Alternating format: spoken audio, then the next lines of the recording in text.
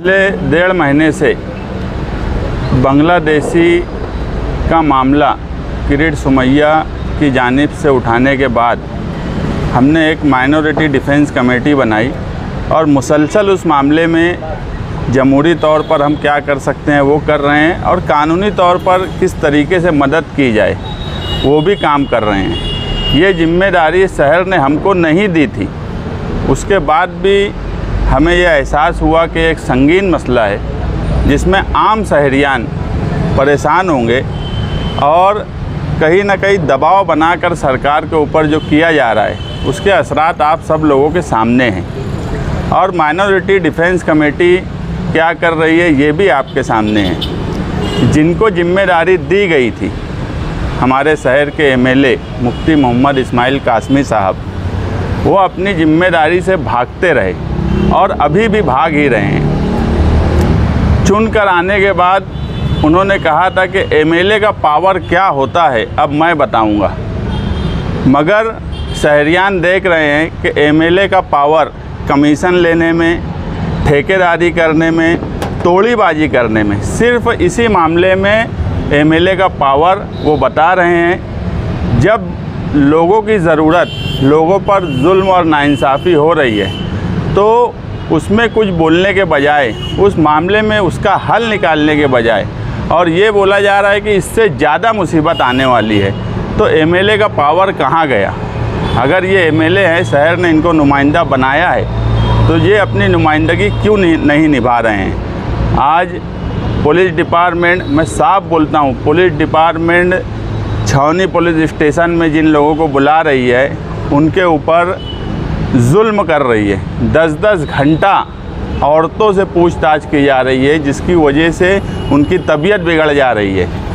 ऐसे हालात बने हुए हैं, उसमें कोई नुमाइंदगी नहीं हो रही है। जबकि पुलिस डिपार्टमेंट का भी काम है कि ये भारत सरकार का राजपत्र है बर्थ और डेथ सर्टिफिकेट के ताल्लुक़ से।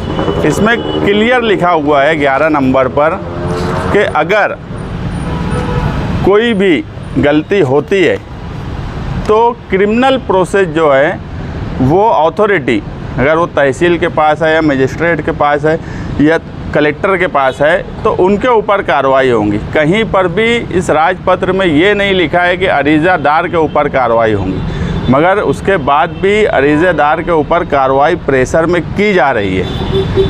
यहाँ तक कि अब ये कानूनी तौर पर इसका क्या हल निकलेगा वो हमारी लीगल टीम देख रही है, मगर मौजूदा एमएलए ना ही उनको जीआर समझता है, ना ही उनको कोई कानूनी समझ है और सिर्फ जो लोग कोशिश कर रहे हैं, माइनॉरिटी डिफेंस कमेटी के आसिफ शेख, हम और जो दूसरी पार्टी के लोग हैं, उन पर सिर्फ इल्ज़ाम लगा देना, यानी जो लोग काम कर रहे हैं उन पे झूठा इल्ज़ाम लगाना। और उसी इल्ज़ाम में पीछे एक मर्तबा हमने धरना दिया शिवाजी महाराज मुजस्समे के पास।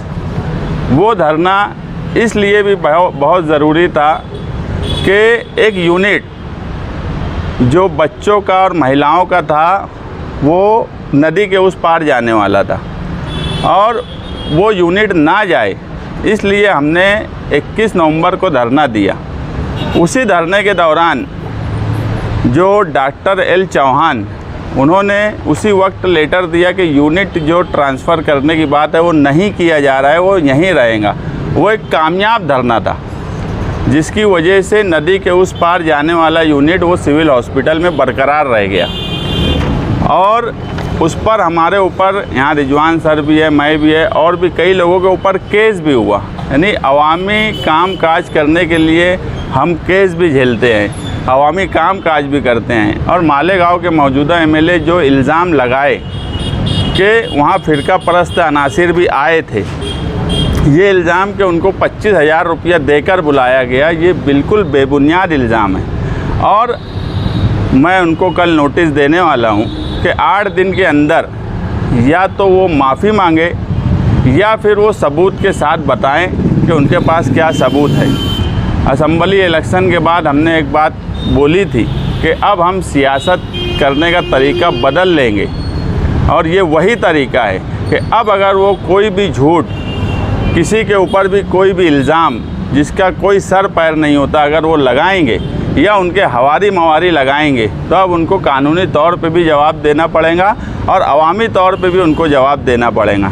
ये मामला हम कोर्ट तक लेके जाएंगे। जो हम मुझ पर झूठा इल्ज़ाम लगाया गया है, अगर वो माफ़ी नहीं मांगे अवामी तौर पर, लोगों का काम करने के बजाय सिर्फ काम करने वाले पर इल्ज़ामात लगाएंगे, तो अब हम ये बर्दाश्त नहीं करने वाले। इसीलिए आज प्रेस को बुलाया गया था। और दूसरी बात, उनका एक ही काम है कि अगर कोई मसला है और उनकी मुखालिफ पार्टियां उस पर काम कर रही है तो वो मुद्दे को घुमा दिया जाए या उस मुद्दे से लोगों का जहन भटका दिया जाए।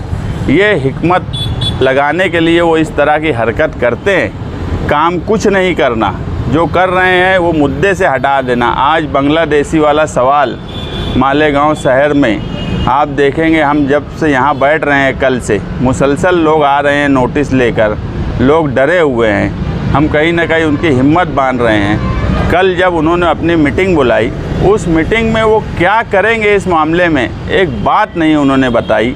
क्या करने वाले हैं या उनके पास इसके ताल्लुक़ से क्या प्रोग्राम है ये तक नहीं बताया। सिर्फ झूठ पे झूठ, झूठ पे झूठ वो हर वक्त बोलते रहे। पिछला 5 साल भी उनका इसी तरीके का गया और अभी भी वो जो है इसी तरीके का काम करने की तरफ है और मालेगांव शहर की आम आवाम को गुमराह करने की कोशिश करते हैं। यही उनकी सियासत है, झूठ बोलना, आम लोगों को गुमराह करना। ये इस शहर में बंद होना चाहिए। अगर हम काम कर रहे हैं, आप सियासी मुखालिफ में कंपटीशन में ही लोगों की सियासत में कंपटीशन भी होता, अगर उसमें भी लोगों की भलाई के लिए कुछ काम करते तो चलता। और हमको धरने की बात बोलते, हमने इतनी ताकत से वो धरना दिया, हम मछली बाज़ार गए ऐसा भागे नहीं वहाँ से। इनका तो रिकॉर्ड है कि फिरका परस्त और पुलिस का एक डंडा पड़ता तो ये धरना छोड़ के भाग जाते। हम पूरी हिम्मत से वो धरना दिए, वो धरना कामयाब हुआ। फिरका परस्तों को मुँह तोड़ जवाब हमने दिया। इसलिए अब मुफ्ती इस्माइल कासमी साहब ने जो इल्ज़ाम लगाया है, 8 दिन के अंदर शहर की आवाम के सामने सबूत के साथ आएँ। ये 8 दिन में आम माफ़ी अवामी तौर पे मांगे। शिवाजी महाराज के पुतले के पास जो धरना रखा गया, उसका मकसद ये था कि जो सिविल हॉस्पिटल में औरतों का ज़चकी वार्ड है, उसको हटाकर नदी के उस पार लेकर जाया जा रहा था, जिससे मालेगांव शहर की जो मशरकी आबादी है बड़ी पैमाने पे वो मज़दूर है। अव्वल तो ये था कि मुफ्ती साहब की या समझ लो सियासी समझौते के लिए या उन्होंने कोई अपना माली फ़ायदा उठाने के लिए जो महिला हॉस्पिटल नदी के इस पार मालेगांव शहर के लिए बना था, उसको नदी के उस पार लेकर चले गए दादा भूसे और ये रोक नहीं पाए। उसके बाद जो यहाँ बना हुआ वार्ड था उसको लेडीज़ वार्ड को हटाया जा रहा था। इसके ख़िलाफ़ हम लोगों ने एहतजाज किया और जब शिवाजी महाराज के पुतले के पास एहतजाज करने की बात आई तो पुलिस ने भी बहुत कोशिश की, लेकिन हमने उनको जब कायदा बताया, कानून बताया और फ़िरका परस्तों ने भी रोकने की कोशिश की, लेकिन जो हमारा अज़्म था हम लोग उसमें कामयाब रहे। और धरने का ऐसा असर हुआ कि धरने के दौरान ही मेडिकल ऑफिसर नासिक से हमको लेटर आया कि जो वार्ड यहाँ से उठ के सिविल हॉस्पिटल से नदी के उस पार जा रहा था उसको हम लोगों ने रोक दिया। तो ये तारीफ़ की बात थी। दुख की बात ये है कि मुफ्ती साहब ने जो हमारा हॉस्पिटल था महिला हॉस्पिटल वो वहाँ लेकर चले गए, उसमें उन्होंने कोई सफाई नहीं दी। उन्होंने इस बात की तारीफ़ नहीं की कि हमारी वजह से, हमारे धरने की वजह से आज जो सिविल हॉस्पिटल में जो वार्ड चला जा रहा था वो रुका है। उल्टा वो हर मामले में इतना ज़्यादा गलत बयानी से काम लेते हैं और उनका जवाब हम लोग नहीं देते थे। इसलिए जवाब हम लोग नहीं देते थे कि हमको एक बात थी कि अपनी सतह से गिर के बात नहीं कर सकते सियासत में, लेकिन उसका ये उनको बार बार उनका बदगुमानी से काम लेने की जो आदत हो गई है, उसकी इतनी लज्जत उनकी ज़बान पे लग गई है कि वो अब हर बात में बेतकल्लुफ़ी से गलत बयानी करते हैं। इसीलिए हमारे साथियों ने ये बोला कि अब कहीं ना कहीं उनकी बदगुमानी से लोगों को यकीन ना आए, क्योंकि जो होलिया है उसकी वजह से जल्दी यकीन कर लेते हैं लोग। इसीलिए उनकी बदगुमानी से लोगों में यकीन न उनकी झूठी बातों का हो जाए, इसलिए जवाब देना बहुत ज़रूरी। आप इलेक्शन के अय्याम में भी देखेंगे, इलेक्शन में उनके स्टेज से औरतों के बारे में तज़लील करने वाली बातें बोली गई। यहाँ तक कि मेरी वालदा जो बुज़ुर्ग हैं उनके बारे में भी बोला गया, मेरे बारे में भी बोला गया। लेकिन ये आलिम होकर स्टेज पे बैठे रहे और ये जो तजलील की बातें थी औरतों के ताल्लुक़ से जो होती है उसको बड़े मज़े से बोलना चाहिए कि बड़े लुत्फ़ से सुना करते थे।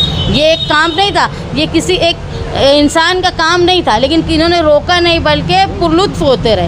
हम लोग ये बर्दाश्त करते रहे, मुसलसल हम लोग बर्दाश्त कर रहे थे, लेकिन कहीं ना कहीं झूठ साबित होना चाहिए और इसलिए जो मुस्तकीम डिग्निटी पे इल्ज़ाम लगाया गया है उस पर हम उनको नोटिस देंगे कि वो या तो 8 दिन में इसकी माफ़ी मांगे अवामी तौर पर, उमूमी तौर पर, या तो सबूत उमूमी तौर पर दें। और अगर वो नहीं देंगे तो हम डेफेमेशन का उनके ऊपर केस करेंगे, क्योंकि हद हो गई है अब झूठ बोलने की।